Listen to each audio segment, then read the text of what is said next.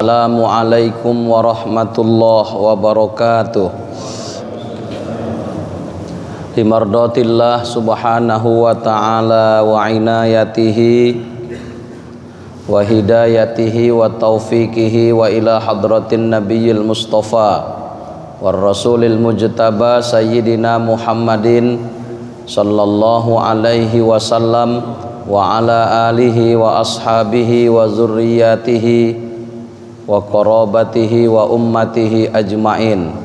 Summa ila arwahi masyayikhina wa muallimina wa asatizina wa ila muallifi hadzal kitab wa ala hazihi niyat al-fatihah.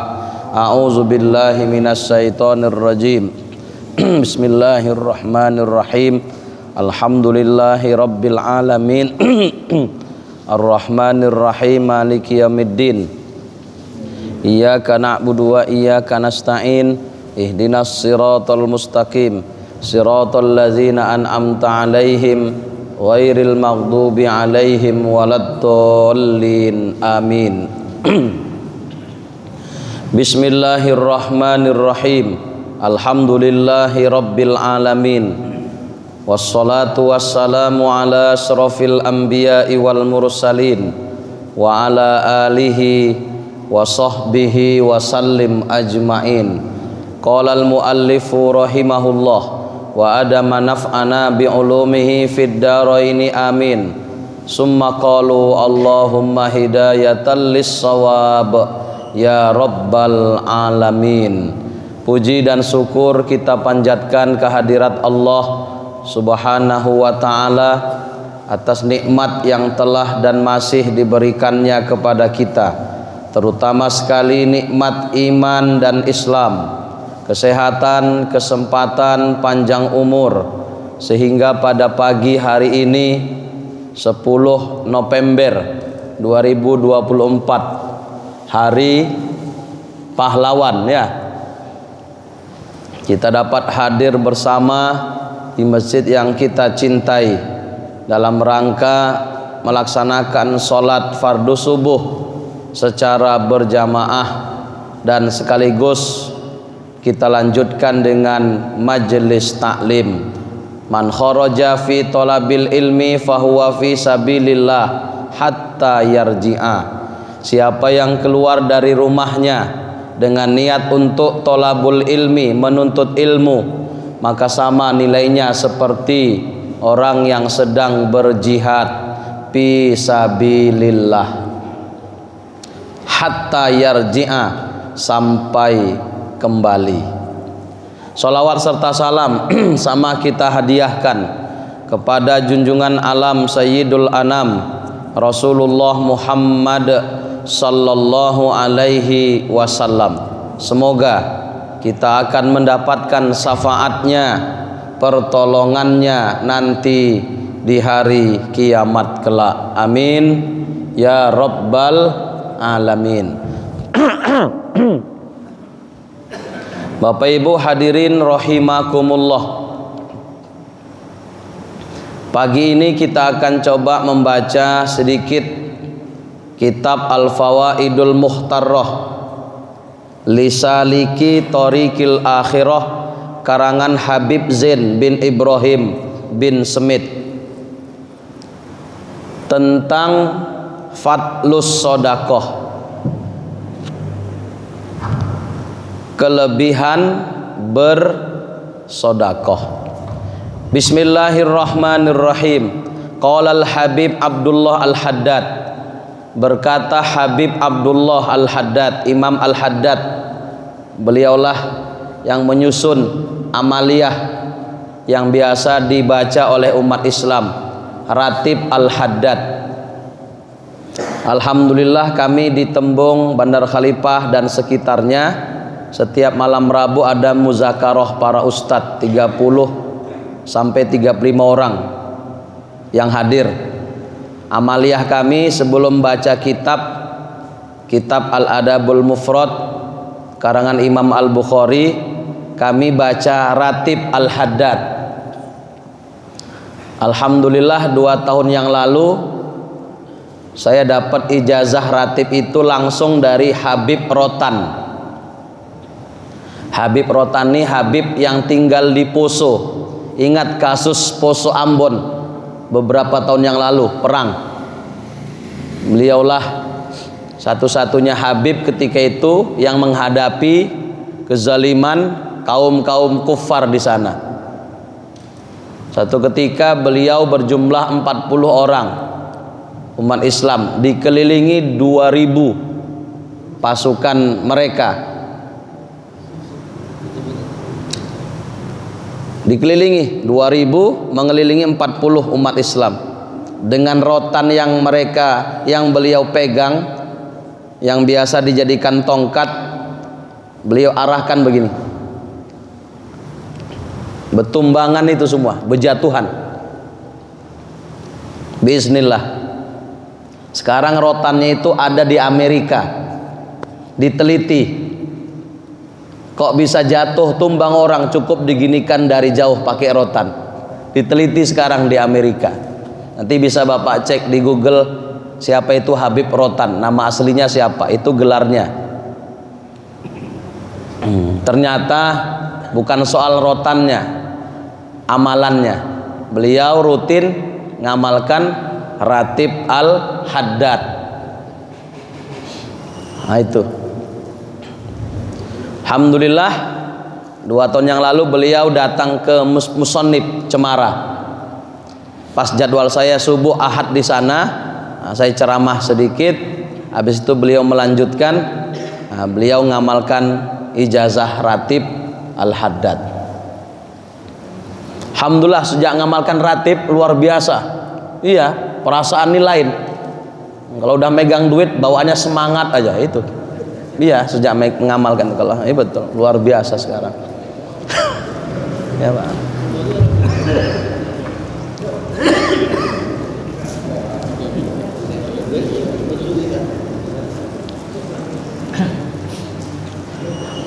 Berkata Habib Abdullah Al-Haddad radhiyallahu anhu, semoga Allah meridhoinya, fi hadis, tentang satu hadis, man tasaddaqa faqad fakka lahya sab'ina syaitonan, siapa yang bersedekah sekali maka sungguh dia telah mencopot, fakka melepas, menanggalkan, lahya tulang dagu, sab'ina syaitonan 70 syaiton. Rawahu Muslim, hadis riwayat Imam Muslim, an Abi Hurairah, dari Abu Hurairah. Dahsyatnya sedekah. Siapa yang bersedekah sekali maka sungguh dia telah mencopot, melepas tulang dagu sebanyak 70 syaiton. Apa maksudnya? Yaitu khalafa sifatis syayatin, berarti dia telah mampu mengalahkan 70 sifat-sifat syaiton yang ada pada diri setiap kita manusia. Sekali bersedekah berarti kita telah mampu mengalahkan 70 sifat syaiton yang berusaha menggagalkan kita dari bersedekah. Dengan kita keluarkan sedekah berarti kita telah mampu mengalahkan 70 sifat syaiton yang ada pada diri kita. Makanya jujur aja Bapak Ibu, sedekah itu mudah atau payah?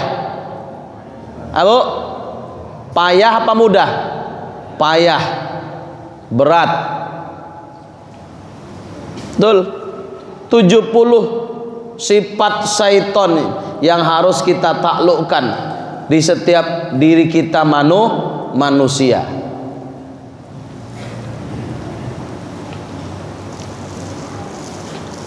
Mana yang 70 tuh? Di kitab kita ini cuma 3 disebutkan. Fasaitonun ya'muruhu bil bukhli. Satu syaiton nyuruh kita untuk pelit. Kerjaan siapa itu? Syaiton. Satu syaiton memerintahkan kita untuk bakhil. Apa sifat atau ciri orang bakhil, lewat kota infak, dibiarkan lewat begitu saja tanpa diisi, padahal duitnya ada. Nah, ini ciri-ciri bakhil. Datang pengemis minta sedekah sama kita, padahal duit di kantong ada, nggak kita kasih. Itu ciri-ciri bakhil. Perintah siapa itu untuk jadi bakhil? Syaitan. Biar sadar kita, biar tahu ternyata yang nyuruh kita pelit syaitan. Masih satu ini. Nah, itu ciri-ciri ya, ciri-ciri bakhil tuh begitu. Kalau pemurah, nah, kalau di Jumatan udah pernah saya singgung itu. Tingkatan pemurah ada kan? Tingkatan pemurah. Paling rendah disebut sakho. Tingkatan pemurah paling rendah disebut sakho. Di atasnya disebut judiyun. Di atasnya karom. Di atasnya isar. Beberapa bulan yang lalu materi khutbah saya. Tingkatan pemurah sakho. Ciri-ciri sakho apa? Setiap diminta pasti ngasih. Setiap didatangi untuk dipinjam duitnya pasti dia bantu. Setiap lewat kota infak pasti dia bantu, pasti dia keluarkan ketika duitnya ada. Itu ciri-ciri sakho. Berarti kalau ada orang minta nggak ngasih, malah dia sering bilang tak ada padahal ada, itu ciri-ciri bakhil. Lewat kota infak duitnya ada, nggak dimasukkan duitnya ke dalam kotak tuh, dibiarkan lewat, itu ciri-ciri bakhil. Pelit. Kok tuh tunduk semua, Pak? Nah, jangan-jangan betul banyak di sini. Itu maaf untuk kita yang merasa pemurah ternyata masih bakhil. Ingat kaji ini. Ciri-ciri pemurah setiap diminta pasti ngasih. Apakah Nabi begitu? Pasti. Bahkan walam yakun indahu syai', ketika Nabi nggak punya sesuatu, pawa'adahu, kata Anas bin Malik, Nabi berjanji, sekarang aku sedang tak ada, nanti kalau ada ku antar sama anda. Itu Nabi luar biasa. Betul, Pak. Bahkan pernah Nabi baru saja diberi satu baju hasil tenunan seorang wanita Ansor. Khusus wanita tadi menenun baju khusus untuk Nabi. Setelah selesai siap cantik diserahkan ke Nabi, dihadiahkan ke Nabi, dipakai sama Nabi. Baru saja dipakai Nabi, datang sahabat, ya Rasul, cantik kali baju yang kau pakai, aku mau dong. Kira-kira gitulah terjemah bebasnya. Dibuka Nabi langsung baju tadi, Nabi kasihkan. Itulah Nabi. Jadi saya pun sekarang udah mulai mengamalkan, mencontoh Nabi. Kalau ibu minta peciku, ku kasih peciku, betul, ku kasih. Betul, Pak. Tapi kalau ibu bapak minta amplopku, ya minta maaf lah, nggak bisa. Bukan soal saya nggak mau ngasih, nanti istriku yang ribut nanti, itu aja masalahnya. Nah, itu. Jadi ciri-ciri bakhil tuh sering bilang tak ada padahal ada. Lewat kota infak ada duitnya nggak diisi, itu bakhil. Tapi kalau sakho pemurah, nggak pernah nggak ngisi, nggak pernah nggak ngasih, setiap diminta. Itu sakho. Di atas sakho namanya judiyun, pemurah juga. Di mana bedanya? Kalau sakho diminta dulu baru ngasih, tapi kalau jud tanpa diminta dia memang hobi ngasih, suka berbagi. Nampak ada kakek-kakek udah tua susah, ini kek. Nampak tetangga susah dibelikan beras, ini bu ada sedikit rezeki. Ini pak lewat bapak-bapak dorong kereta karena minyaknya habis. Kalau dia jud tanpa diminta, habis minyak pak, iya pak, nah pak, nah beli minyak sana. Ini jud. Mana bagusan bu, jud atau sakho? Jud. Kalau sakho diminta dulu baru ngasih. Kalau jud tanpa diminta memang dia suka ngasih, suka berbagi, suka memberi. Itu jud. Ibarat buah jut itu sudah masak buahnya, belum pun dijolok, kena angin sikit jatuh dia. Kalau sakho dijolok dulu baru jatuh. Kalau bakhil dijolok bolak-balik nggak jatuh-jatuh. Nah, itu dia. Jelas ya?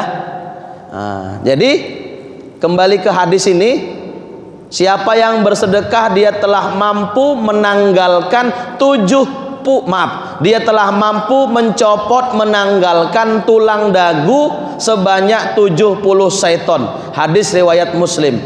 Maksudnya apa? Siapa yang mampu bersedekah sekali, berarti dia telah mampu mengalahkan 70 sifat syaiton yang ada pada dirinya.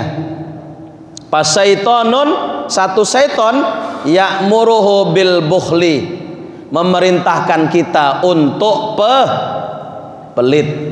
Jadi kalau ada orang pelit, berarti itu perintah syaiton yang ada di dalam dirinya.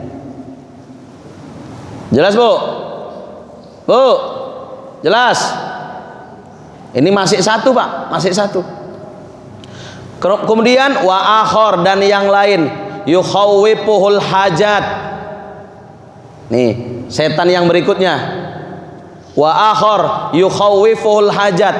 Setan yang berikutnya menakut-nakuti kita untuk tidak bersedekah, ditakut-takuti kita dengan hajat, dengan kebutuhan, dengan keperluan. Udah, nggak usah ngasih dulu, nggak usah sedekah dulu, nanti aja.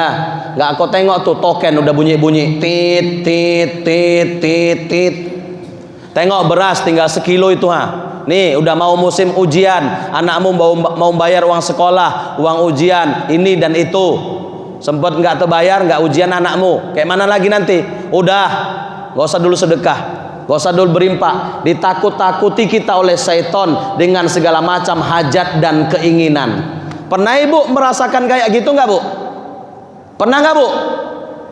Kerja siapa itu? Syaitan. Kerja syaitan itu Pak. Bapak-bapak nih udah nggak usah berimpak, nanti nggak bisa beli rokok umpama. Ini terakhir nggak jadi berimpak. Kerja siapa itu? Syaitan. Ditakut-takuti kita dengan hajat, keinginan, kebutuhan. Gas pun udah mau habis. Udah nanti aja. Terakhir nggak sedekah. Terakhir tidak berinfak. Nah, masih dua ini. Ada 68 syaitan lagi. Wa ahor, dan yang lain, ya'muruhu wa yu'akhiruhu. Setan yang lain menyuruh kita untuk sedekah tapi menunda-nundanya. Yu'akhiruhu, nanti aja. Kau masih susah kok mau sedekah. Nanti kalau udah kaya baru sedekah, cocok. Belum sukses kok mau berbagi. Nanti kalau kau udah sukses, masih jadi mahasiswa kok ngasih. Nanti kalau udah kerja. Itu juga kerja syaitan. Disuruh memang, tapi ditunda-tunda. Nanti aja. Kalau udah sukses, kalau udah kaya. Maaf ya Bapak Ibu, maaf. Ini ilmiah, maaf ya. Ini kajian ilmiah tahun 2011. Waktu saya masih ngampus di Pasca Sarjana UIN. Di situ di Waspada saya baca tulisan Profesor Usman Pelli, Wakil Rektor 1 Unimed. Tahu judulnya? Maaf ya, jangan tersinggung. Mengapa orang mendeling banyak yang pelit? Jangan tersinggung Pak. Aku pun mendelingnya aku nih. Cuman udah nggak nampak mendelingnya. Jangan tersinggung Pak ya, ini ilmiah. Nah, istriku pun Siregar biar tahu Bapak, nggak main-main itu. Pokoknya lepaslah siksa kubur. Nah, ini ilmiah, hasil kajian penelitian Profesor Usman Pelli, Wakil Rektor 1 Unimed. Waktu itu tahun 2011 di Waspada. Judulnya, mengapa orang mendeling banyak yang pelit. Makanya ada istilah Senang kali Bu kayaknya. Ini ilmiah. Jawabannya rupanya di situ para leluhur dulu, para sesepuh, para orang tua dulu nasihati anaknya yang mau merantau. Nak, kau pergi sana merantau kuliah atau kerja, pesan mama, pesan bapak, jangan dulu kau ngasih-ngasih sebelum kau betul-betul jadi orang kaya. Jangan dulu kau berbagi-berbagi sebelum kau betul-betul jadi orang sukses. Sebelum kau sukses, jangan dulu ngasih-ngasih. Kau simpan aja duitmu banyak-banyak. Kau simpan aja duitmu banyak-banyak. Sebelum kau kaya, sebelum kau sukses, jangan kau dulu ngasih-ngasih. Jangan kau dulu berbagi-bagi. Itu pesan mama. Itu rupanya Pak sebabnya. Terakhir karena udah kelamaan nggak ngasih, begitu kaya nggak ngasih juga. Akhirnya itu sebabnya rupanya. Maaf ya Pak Rambe ya, minta maaf.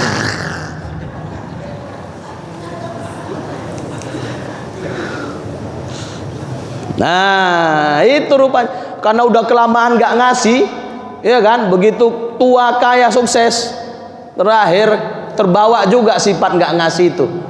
Nah, tapi nggak semua, nggak semua. Ini ilmiah, ya, ini ilmiah untuk evaluasi. Jelas Bu? Bu, kan nggak ada yang mendelik sini kan? Jawa semua kan? Nah, itu makanya berani awak nyampaikan.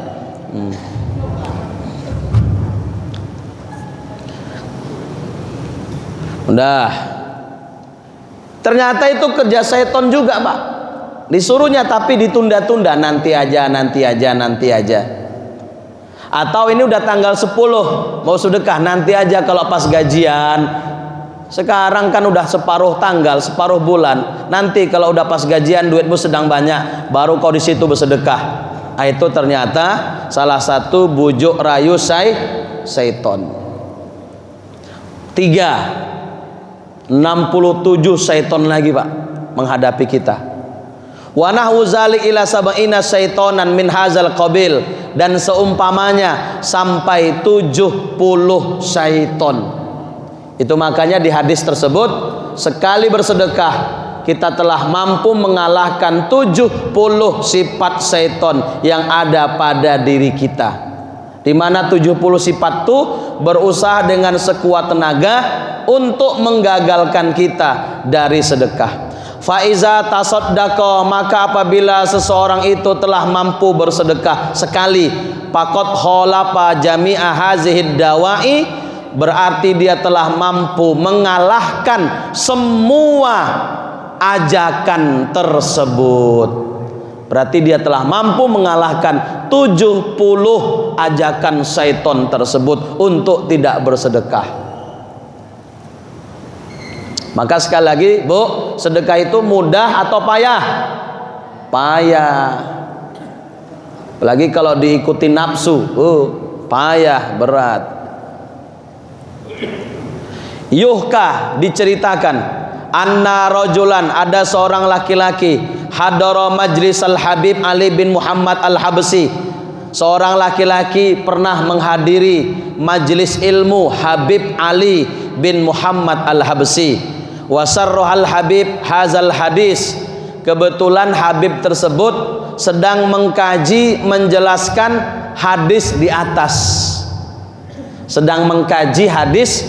Siapa yang bersedekah dia telah mampu menanggalkan tulang dagu 70 syaiton. Kebetulan Habib tersebut sedang mengkaji hadis di atas, jamaahnya rame.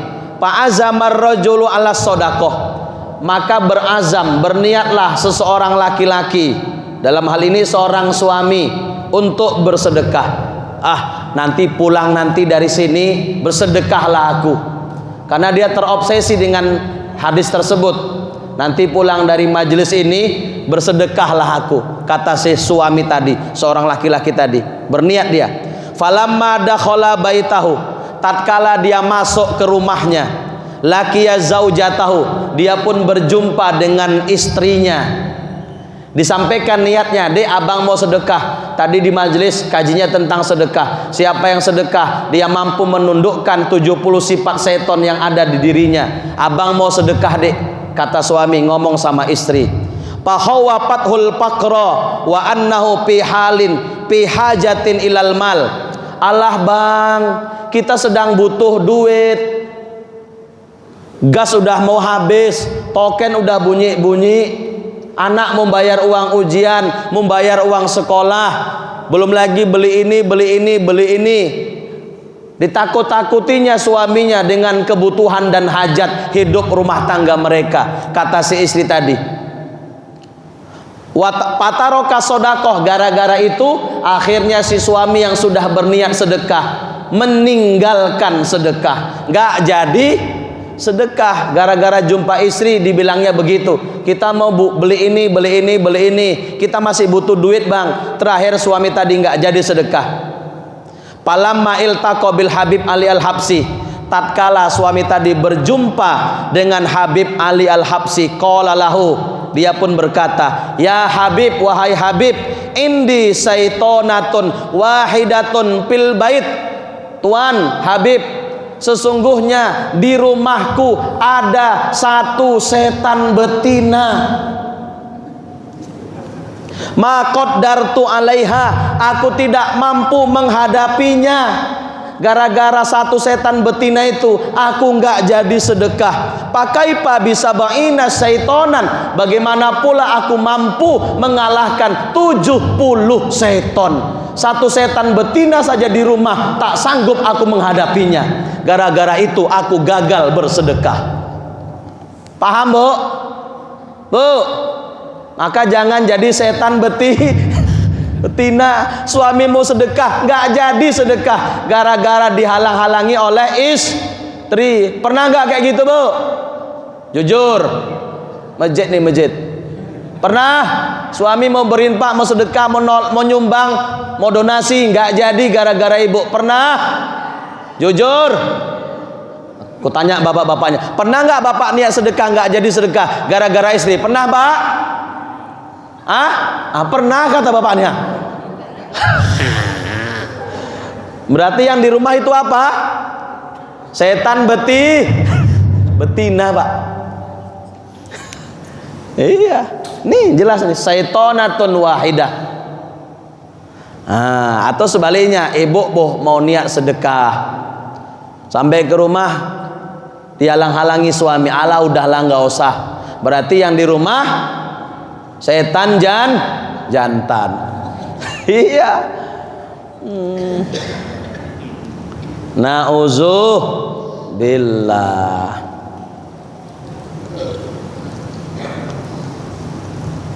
Jadi jangan jadi setan. Baik. Tapi kalau ibu gini, ada perbedaan antara laki-laki dengan perempuan begini. Cuman bukan menghalangi sedekah, enggak. Di dalam kitab karangan Syekh Abdul Wahab, maaf, di dalam kitab Uqudul Lujin karangan Imam Nawawi Banten, ada 3 sifat yang bagus bagi laki-laki suami tapi nggak bagus bagi istri. Nah, ini dengar ini. Pertama, sifat pemberani. Bagi laki-laki bagus, bagi perempuan nggak bagus. Perempuan tuh bagusnya penakut. Tuh, maksudnya apa? Istri mau belanja ke Pajak Gambir, nggak berani adek bang, kalau nggak sama abang. Itu bagus. Jadi kemana-mana dikawani suami, aman. Coba kalau jadi istri pemberani, jangankan Pajak Gambir, Pajak Bengkok pun berani sendirian. Nah, itu nggak bagus. Perempuan kayak gitu, perempuan bagusnya penakut, ya bu. Apalagi berani ngelawan suami, ya lebih nggak bagus. Suami bagusnya pemberani, perempuan istri bagusnya penakut.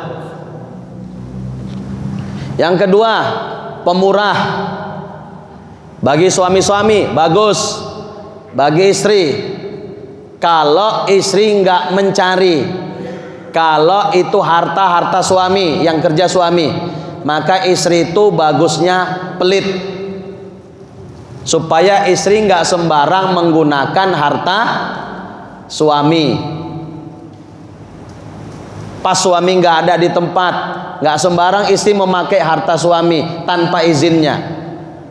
Tapi kalau suami bagusnya pemurah, karena suami itu duitnya, dia yang bekerja.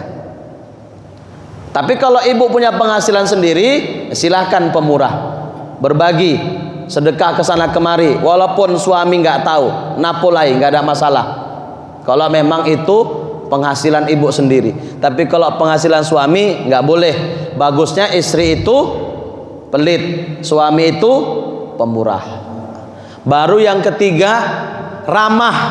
Bagi laki-laki bagus ramah sama siapapun, sama bapak-bapak, sama ibu-ibu bagus ramah. Tapi kalau ibu-ibu nggak boleh. Ibu-ibu bagusnya sombong, nggak boleh ramah-ramah. Lebih-lebih sama laki-laki nggak boleh, sama teman-teman suami nggak boleh. Bagusnya sombong, biar aman. Jangan ramah-ramah kali jadi perempuan sama laki-laki. Mana belanja pak? Nggak boleh. Sempat laki-laki punya penyakit hati, ini bahaya ini. Pertanyaan pun lanjut. Belanja di mana bu? Pajak Gambir lah pak. Sendiri bu? Iya, mau ngawani. Bahaya. Nggak boleh begitu. Mana pak bu? Belanja. Gitu. Itu yang bagus. Kemana bu? Pajak Gambir. Gitu. Kok cetus sekali sibuk? Sibuk kali kok nanya-nanya. Itu bagus. Besok nggak akan ditanya-tanya lagi, nggak akan diganggu-ganggu lagi. Begitu perempuan bagusnya. Ya bu? Ramah nggak bagus perempuan sama laki-laki, sama laki-laki orang. Tapi kalau sama ibu-ibu silahkan. Nah, laki-laki bagus ramah sama orang. Ini 3 sifat yang bagus bagi laki-laki suami, tapi nggak bagus bagi perempuan. Baik, kembali ke kaji. Qala Ibnu Sammak, berkata Imam Ibnu Sammak, ajibtu lima yastaril mamalik. Aku heran bagi orang yang membeli harta, membeli kerajaan, membeli istana, membeli rumah, bimalihi dengan hartanya. Wala yastaril ahrar, namun dia tidak mau membeli ahrar, bidadari surga, bima'rufihi, dengan sedekahnya. Aku heran nengok orang mau dia membeli kerajaan, membeli rumah istana dengan hartanya, tapi tidak mau membeli bidadari surga dengan sedekahnya. Berarti menurut Imam Ibnu Sammak, dengan sedekah bisa mendapatkan untuk kita, terutama para laki-laki, para bidadari. Bahasa Arab bidadari itu hurun in, hur wanita yang berkulit putih mulus, itu hur. Wanita bidadari nanti putih mulus.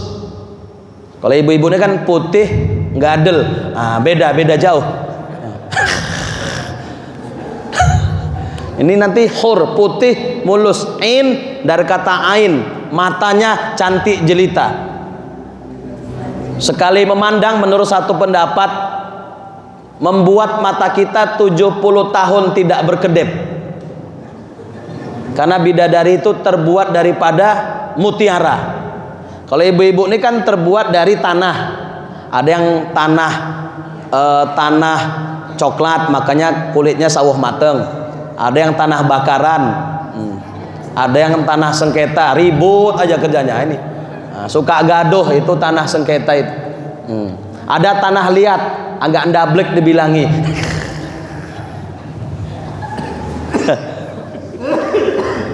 Luruskan sap, rapat pak, enggak juga merapat, itu tanah liat itu, ndablek dibilangi. Jarang juga Sabtu, itu tanah liat. Kalau bidadari dari mutiara. Jadi kalau berat sedekah, ingat-ingat sama bidadari surga. Biar semangat kita bersedekah. Inna luqmatan fi batni ja'i, sesungguhnya memberi makan ke dalam Maksudnya sesungguhnya menyuapkan sesuap makanan luqmah ke dalam perut orang yang lapar, memberi makan kepada orang yang sedang lapar, ja'i afdolu, lebih afdol, min imarati sab'ina jami', daripada membangun 70 masjid jami'. Kalamul Habib Ahmad Al-Attas, ini kalam dari Habib Ahmad Al-Attas. Di buku yang lain juga ada kalam dari Syekh Abdul Qadir Al-Jilani, Sultanul Aulia, pemimpin para wali. Kata beliau, memberi makan satu orang yang sedang lapar itu lebih baik, lebih afdol ketimbang membangun 70 masjid jami. Bayangkan Pak, kenapa bisa begitu? Kiai Haji Bahauddin Nur Salim yang dikenal dengan Gus Baha, manusia alim di zaman ini, murid kesayangan Mbah Maimun Zubir, pernah beliau menerangkan kenapa kok bisa lebih hebat memberi makan orang yang lapar ketimbang membangun 70 masjid jami. Jawabannya, kalau kita kaitkan dengan ilmu ekonomi, kebutuhan itu kan dibagi 3, kebutuhan primer, sekunder, tersier. Nah, masjid jami kalau kita kaitkan dengan kebutuhan, ya paling kebutuhan kalau enggak sekunder, tersier. Artinya tanpa masjid jami orang bisa enggak untuk sholat? Bisa. Tanpa masjid jami bisa enggak orang sholat? Bisa, tetap bisa sholat orang. Jadi kalaupun dibilang kebutuhan, ya kebutuhannya kebutuhan sekunder atau tersier. Bandingkan dengan makanan bagi yang kelaparan. Makan bagi yang kelaparan itu kebutuhan apa Bu? Primer. Dengan makan orang bisa tersambung hidupnya. Dengan makan bisa selamat nyawanya. Maka makan itu kebutuhan primer. Maka memberi makan satu orang yang lapar itu lebih afdol daripada membangun 70 masjid jami. Bayangkan Pak, mengapa lebih hebat? Yaitu tadi, karena kebutuhannya primer. Nggak makan bisa mati orang. Walaupun menurut ilmu medisnya yang saya baca, manusia itu lebih berhajat kepada air memang ketimbang kepada makanan. Orang kalau seminggu 2 minggu nggak makan masih bisa bertahan hidup, sebulan pun masih bisa tahan hidup. Tapi kalau udah sebulan lebih bisa mati. Itu makanan. Beda dengan minuman. Seminggu orang nggak minum sedikit pun bisa mati Pak. Itu air Pak. Seminggu nggak minum air orang bisa mati. Kalau nggak makan sebulan masih bisa bertahan. Maka kepada air lebih tinggi memang kebutuhannya.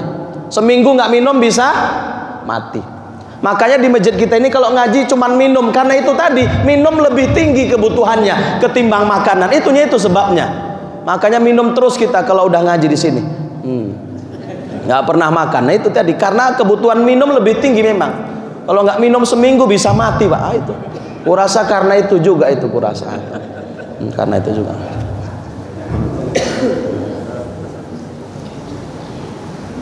Dah, itu kan ada roti. Ya, kalau aku roti nggak kenyang sama aku, nggak kenyang. Kalau biasa nasi di sana. Perasaan ku tembak terus, nggak jebol-jebol pertahanannya. Ya, kuat kali pertahanannya. Iya. Nah, jadi Bu, ngasih makan orang yang kelaparan luar biasa besarnya Pak, pahalanya. Lebih hebat daripada membangun berapa tadi? 70 masjid jami. Karena itu tadi kebutuhannya beda. Kepada makanan itu kebutuhan primer, pokok, bisa mati orang nggak makan. Tapi kalau tanpa masjid jami orang tetap bisa sembahyang. Alhamdulillah. Nah, walaupun bubur alhamdulillah. Wa fi ba'dil akhbar, dan pada sebagian khobar riwayat, anna Khalilar Rahmanir Rahim, bahwasanya Khalilullah Ar-Rahman Ar-Rahim, Nabiullah Ibrahim alaihi salam. Khalilullah Nabiullah Ibrahim. Ini gelar Nabi Ibrahim, yaitu Khalilullah, kekasih Allah. Kalau Nabi Muhammad Habibullah, sama-sama kekasih Allah, cuman beda. Di mana bedanya? Nantilah itu lain kali. Lama banal Baitul Karim, tatkala Nabi Ibrahim membangun Baitul Karim, Ka'bah, yang membangun Ka'bah Nabi Ibrahim. Wa faragha min binaihi, dan tatkala beliau baru selesai membangun Ka'bah, Nabi Ibrahim tatkala baru saja selesai membangun Ka'bah, shalla fi kulli rubu'in min arba'ih, maka Nabi Ibrahim pun sholat di setiap sudut-sudut Ka'bah daripada 4 sudut yang ada, alfa rokaatin, sebanyak 1000 rokaat. Itu Nabi Ibrahim baru saja beliau selesai membangun Ka'bah. Nabi Ibrahim sholat 1000 rokaat, sholat sunat di setiap sudut Ka'bah, sudut Iraqi, sudut apalagi Hajarul Aswad, ya kan, sudut, lupa aku ada 4 sudut tuh. Setiap sudut Ka'bah Nabi Ibrahim sholat sunat 1000 rokaat kali 4.000 rokaat Nabi Ibrahim sholat sunat. Selesai Ka'bah dibangun. Fa'auhallahu ilaih, lalu Allah memberikan wahyu kepada Ibrahim, ya Ibrahim, wahai Ibrahim, ma ahsana ma fa'alta, alangkah indah amal yang baru saja engkau lakukan. Kayak mana nggak indah, Pak? 4.000 rakaat beliau sholat, 1000 rakaat setiap sudut Ka'bah. Alangkah indah amalmu, alangkah baik amalmu, alangkah bagus ibadahmu, kata Allah kepada Ibrahim. Walakin, akan tetapi, ini dengar Bapak Ibu, walakin, akan tetapi, luqmatun fi batni ja'i, sesuap makanan yang kau berikan ke dalam perut orang yang ja'i, lapar, tunfikuha alaih, khair, lebih baik, min haza kullihi, daripada amalmu yang banyak tuh. Apa amalnya tadi, Bu?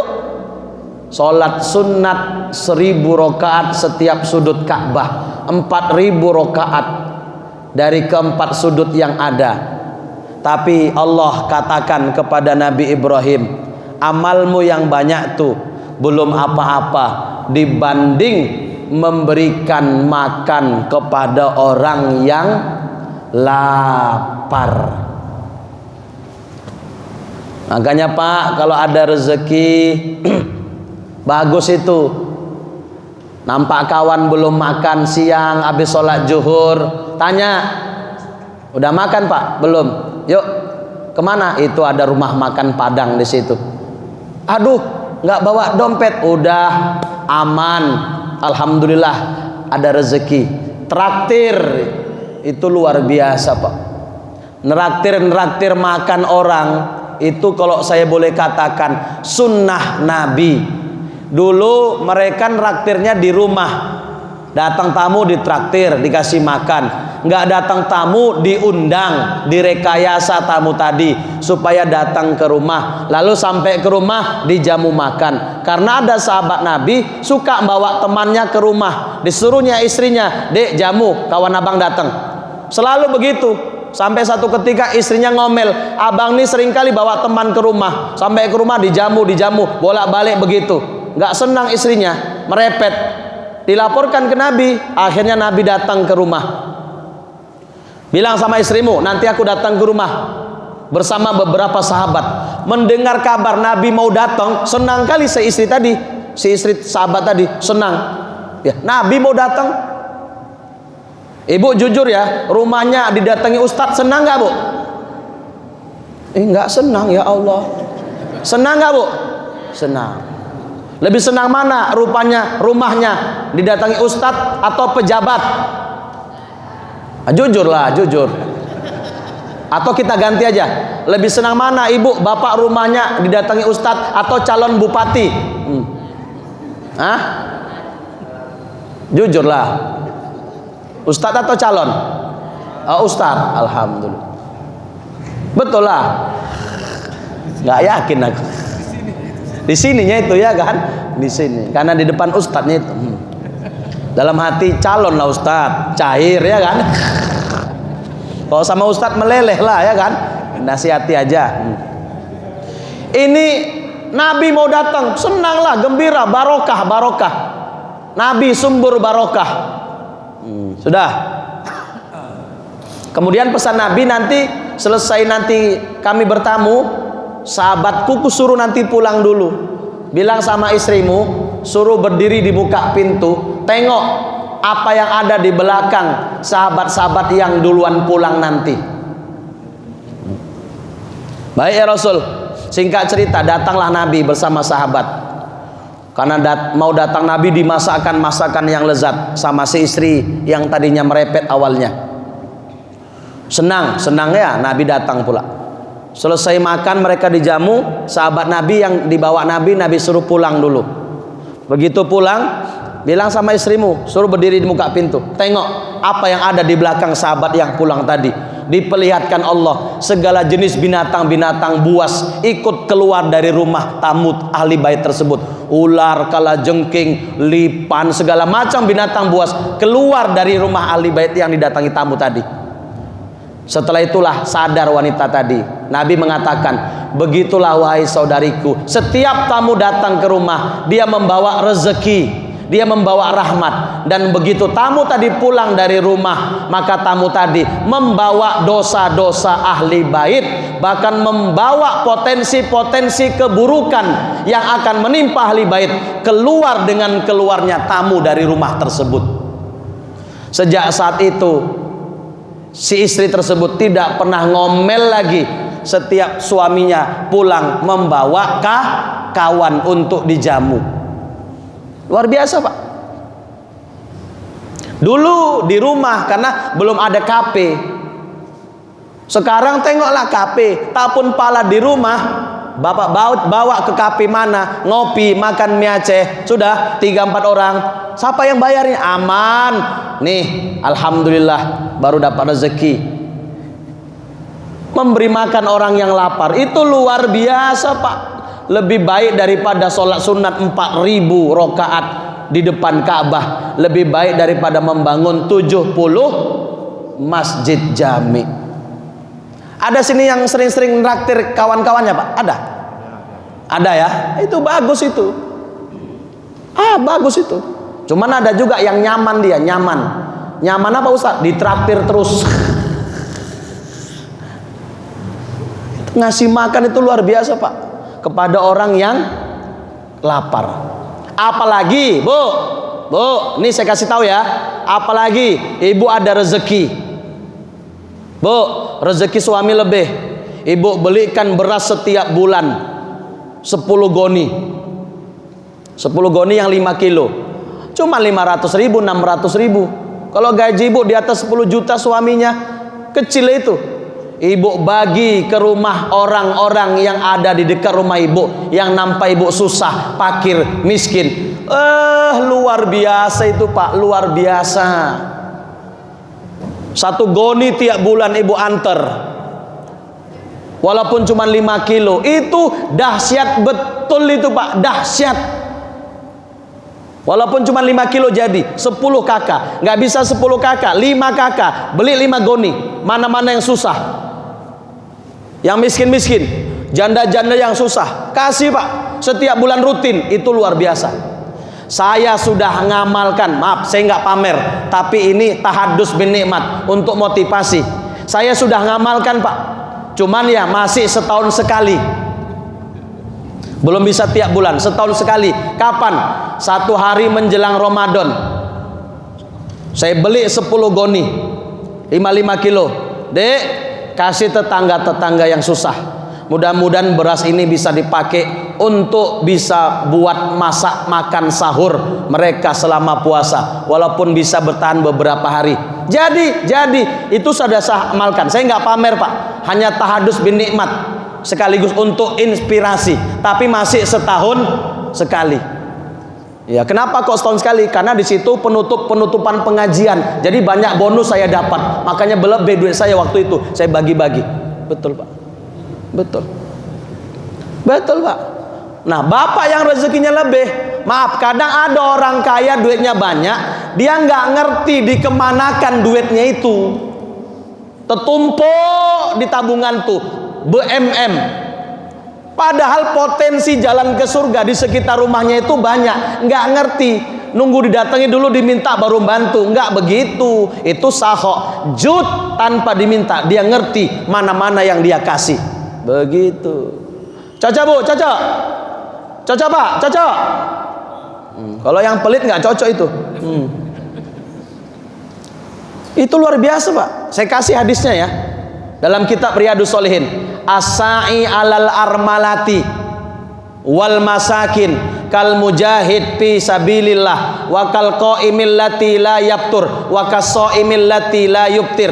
Orang yang membantu kehidupan armalah, wanita yang mati suaminya, berarti janda, dan membantu kehidupan fakir miskin, dia bantu kehidupannya janda dan fakir miskin, maka pahalanya sama seperti orang yang berjihad fisabilillah, sama seperti orang yang sholat tahajud malam setiap malam, la yaftur, nggak pernah putus, nggak pernah bosen. Sama pahalanya seperti orang yang berpuasa sunat setiap hari, nggak pernah berbuka, nggak pernah putus, setiap hari puasa. Itulah ganjaran orang yang membantu kehidupan janda yang mati suaminya susah, serta membantu kehidupan fakir miskin. Banyak Pak jalan Pak untuk kita beramal besar menggapai surga. Banyak. Itu yang saya contohkan tadi. Itu satu solusi Pak. Di kampung kami ada juga tadinya, cuman sekarang udah berhenti. 10 kilo 10 goni dibagi-bagikannya. Betul Pak, saya nampak itu orang kayak gitu. Tapi sekarang udah berhenti, entah kenapa, entah diganti ke orang lain sehingga yang dekat rumah nggak dapat lagi. Ya wallahu alam. Ini luar biasa yang kayak gini nih, luar biasa Pak, luar biasa. Sekali lagi, memberi makan orang yang lapar pahalanya lebih afdol daripada membangun 70 masjid jami. Sudah? Di samping apalagi tadi? Lebih baik daripada sholat sunat. Berapa rakaat tadi? 4.000 rakaat di depan Ka'bah. Terakhir, itu lagi tanggung. Sabar Pak Ketua ya, sabar. Kanal Habib Umar bin Segab, adalah Habib Umar As-Segab. Ma yakhruju min baitihi kulla yaumin, tidaklah beliau keluar dari rumahnya setiap hari illa ba'da an tasaddaqa bi syai'in qalil au kasir, kecuali beliau bersedekah terlebih dahulu dengan sesuatu yang sedikit ataupun banyak. Beliau setiap keluar rumah, sebelum keluar sedekah dulu, baik sedikit ataupun banyak, atau infak dulu, baik sedikit atau banyak. Ini bagus nih untuk bapak-bapak atau ibu-ibu, apalagi yang memang masih aktif bekerja. Setiap bapak mau kerja, usahakan sebelum kerja sedekah dulu, infak dulu. Berapa angkanya terserah. Ini amalan Habib Umar As-Segab. Hatta ja'u ilaihi yauman fid darsi wa huwa fid darsi, sampai datang satu ketika orang-orang menghadapnya. Di saat itu beliau sedang mengajar. Wa akhbaruhu anna ibnahu saqata wa kasarat yaduh. Orang-orang tersebut datang menghadap Habib Umar bin Segab, melaporkan kalau anaknya Habib Umar tersebut sakoto, jatuh dari kereta. Kalau sekarang kereta lah. Wa kasarat yaduhu, patah tangannya. Qala lahum, sedihkah Habib Umar? Dia berkata kepada yang datang, la'allahum ma akhrajus shadaqah allati amartuhum biha, mungkin anakku belum mengeluarkan sedekah dengan sesuatu yang telah kuperintahkan kepadanya. Bapaknya tadi Habib Umar bin Segaf ada nitip sesuatu benda, makanan lah atau benda lah. Ini nanti tolong kau sedekahkan sebelum kau keluar ya. Kau sedekah dulu sebelum kau berangkat. Mungkin anakku lupa menyedekahkan benda yang sudah kutitipkan tadi. Fawajaduha pitok, lalu dia pun pulang melihat sesuatu benda tersebut sedang berada di lemari. Ternyata benda yang dititipkan si ayah tadi masih ada di lemari. Kan betul, belum disedekahkan sama anakku. Faqala lahum, maka berkatalah Habib Umar As-Segaf kepada yang datang tadi, yang rame tadi, yang melapor, min huna waqa'a ma waqa'a, dari sinilah terjadi apa yang sudah terjadi. Maksudnya apa? Gara-gara benda inilah maka anakku jatuh. Walau akhrajuha, jikalau anakku mengeluarkan benda ini untuk disedekahkan, ma waqa'a sayun, maka tidak akan terjadi apa yang sudah terjadi. Ini sebabnya kusuruh istri anakku bersedekah ini, ternyata nggak disedekahkannya. Ini sumbernya, sebabnya. Jika dia sedekahkan, insya Allah nggak akan terjadi apa yang sudah terjadi. Tapi karena dia nggak mengeluarkan, akhirnya terjadi apa yang sudah terjadi. Jadi sedekah menutup bala dan musibah. Maka Bapak Ibu, ingatkan Bu suaminya yang masih aktif kerja, setiap pergi kerja, sebelum berangkat kerja, sedekah dulu. Apakah ke fakir miskin, jumpa anak yatim, jumpa anak-anak nih uang jajan, atau ada masjid, singgah bentar, masukkan ke kota infak, silakan, terserah yang manapun jadi. Baru Bapak Ibu berangkat, insya Allah selamat-selamat Pak kita di perjalanan sampai pulang. Cocok Pak?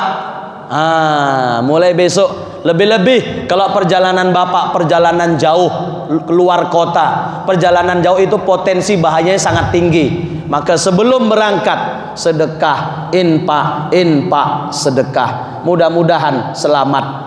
Malah seorang kiai pernah bilang, sedekah yang kau keluarkan sebelum kau berangkat kerja itu dengan kendaraanmu itu lebih safety daripada sabuk pengaman yang ada di dalam mobilmu itu. Karena sedekah itu menolak terjadinya bencana ataupun musibah. Jelas?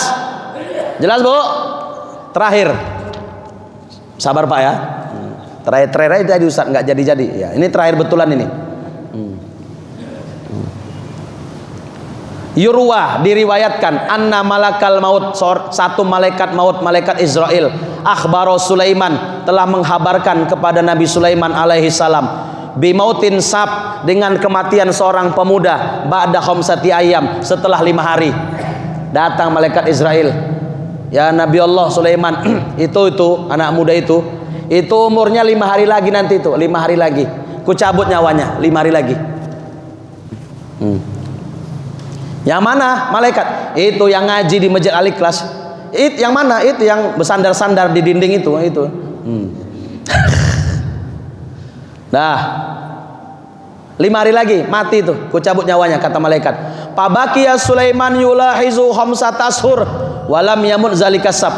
Ternyata setelah 5 bulan berikutnya, Nabi Sulaiman masih melihat pemuda tadi masih sehat dan selamat, belum mati.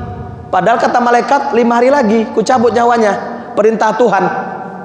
Ini udah 5 bulan masih hidup. Pasa'ala malakal maut anzalik, maka Nabi Sulaiman bertanya kepada malaikat maut tentang yang demikian. Ya malaikat Israel, itu masih hidup, tapi kau bilang waktu itu 5 hari lagi mati, kau cabut nyawanya. Ini udah 5 bulan lewat, masih hidup, masih selamat dia, ku tengok.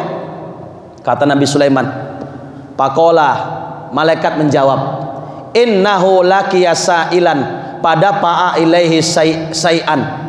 Oh, waktu itu dia pernah berjumpa dengan peminta-minta alias pengemis.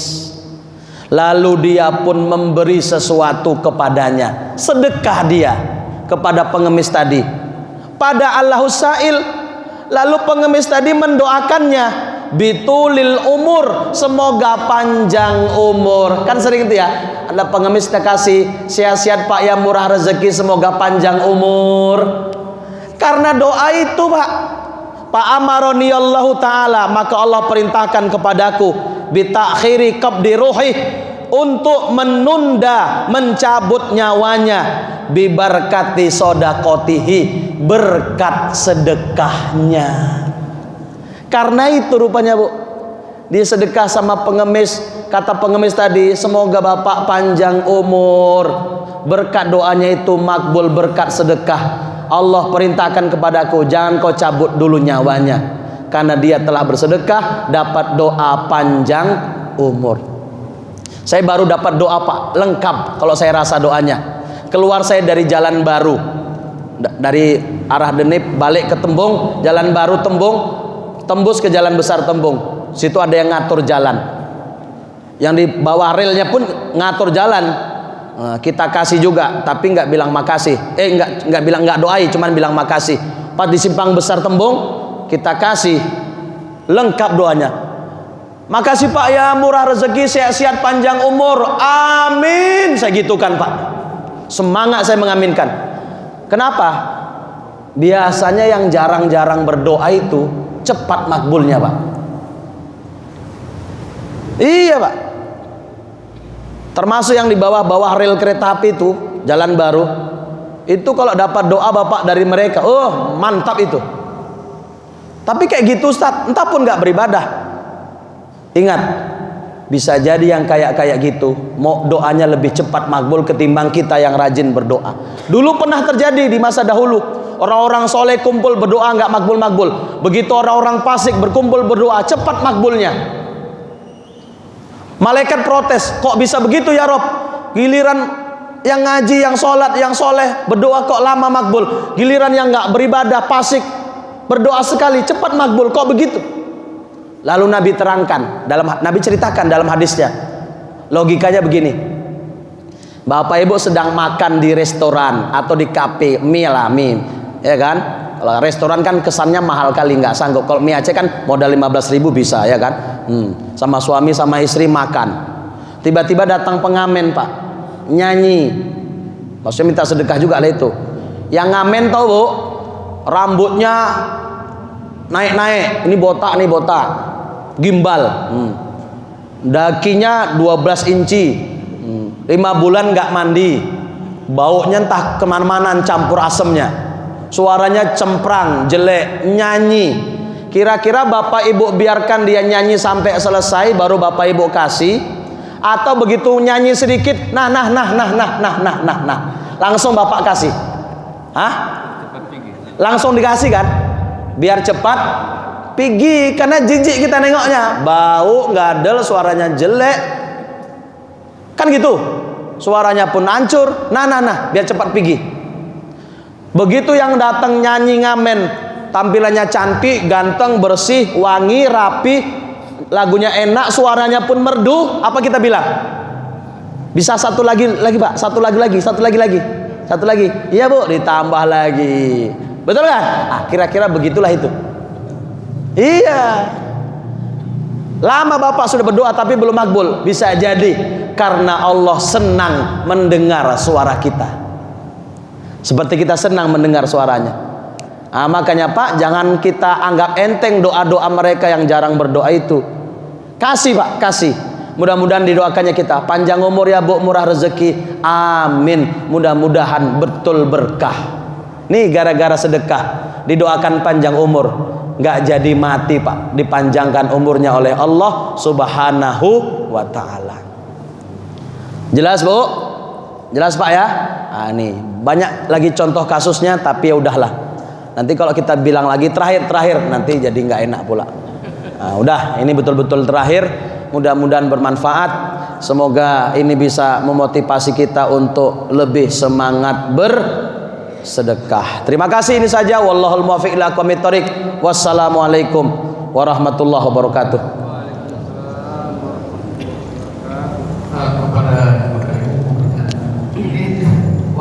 Habis, jangan dulu. Kalau ada singkat saja Bu, satu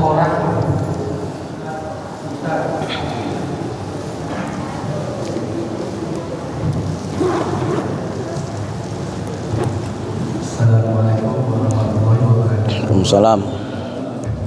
Yang mau saya tanya Ustaz, kalau kita zakat harta diambil per 6 bulan apa per setahun sekali Ustaz?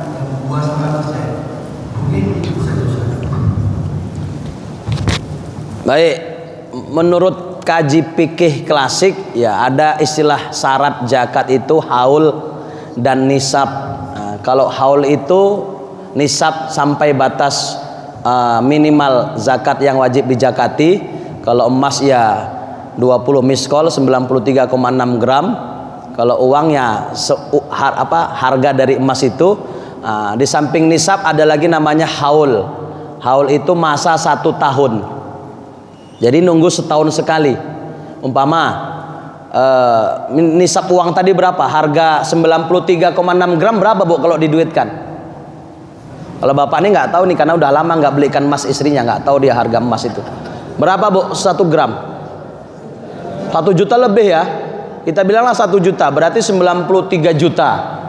Umpama bulan 5 ini, bulan 5 semalam duit kita cuman 60 juta, berarti belum nisab, belum dihitung. Bulan 9 semalam uang kita 80 juta, belum juga. Bulan 10 akhir duit kita 93 juta, berarti dari situ dihitung harta kita sampai nisab. Maka di samping nisab ada haul. Haul itu masa usia 1 tahun, berarti tahun depan bulan 10 akhir disitulah haul namanya.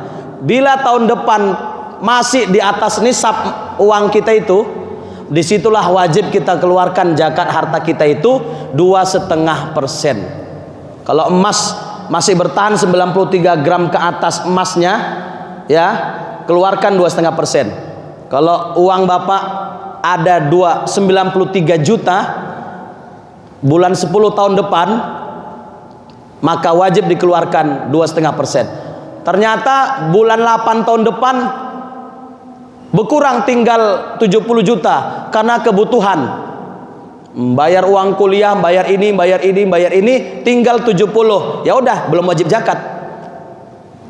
Nah, ya, belum wajib zakat. Karena begitu masuk haul 1 tahun, ternyata hartanya nggak sampai nisab lagi. Bila ternyata sampai tahun depan masih di atas 93 juta atau malah lebih umpama, ya udah tinggal kalikan aja 2,5%. Jadi memang secara fikih klasik begitu.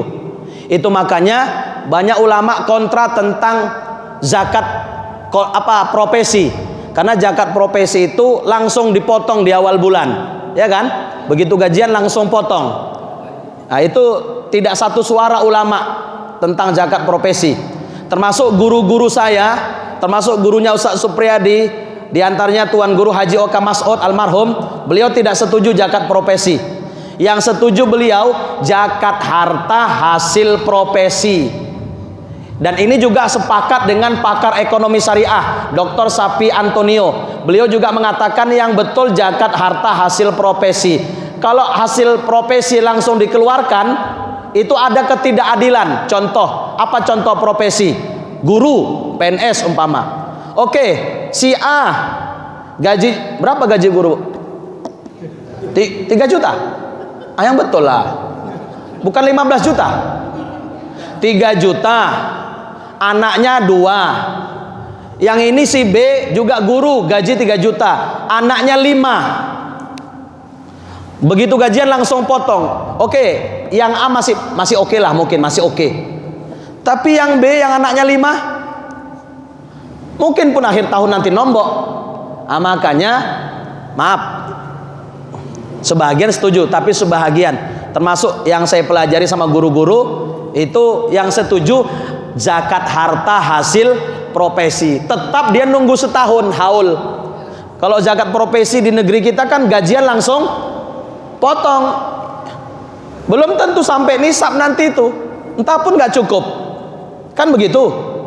Nah, kalau yang anaknya 2 oke lah, gajinya 7 juta. Yang anaknya 2 bisa lah. Yang anaknya 7, semua sekolah, semua kuliah mungkin kurang di akhir tahun, kan begitu. Nah, ini kalau mau diperdebatkan, tetap intinya menurut fikih Yang namanya haul itu setahun. Beda dengan zakat tanaman, ya kan? Itu setiap kali panen. Wallahu alam. Ada emasnya Bu 93 gram di rumah. Ada emasnya. Lebih kan? 80 kilo pun ada. Mas Anto ya kan, Mas Surip.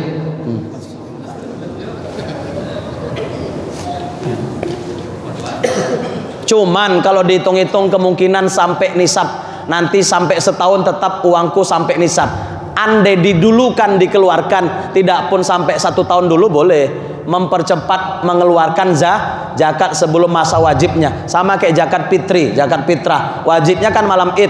Andai awal Ramadan ibu keluarkan, udah bisa? Bisa, apalagi maaf, tetangga ibu susah betul untuk beli beras buat makan sahur, nanti masih mikir dia, dari mana bisa nggak aku puasa sebulan nih ya, beras tinggal 1 kilo, situ nenek-nenek sama cucunya 2. Udah, ibu ada 5 anak, suami istri 2, 7. Udah, belikan beras langsung untuk zakat ibu. Kalau memang ibu nggak mau sedekah, nggak sanggup, nggak bisa, zakat keluarkan, serahkan di awal Ramadan. Nek, ini zakat kami.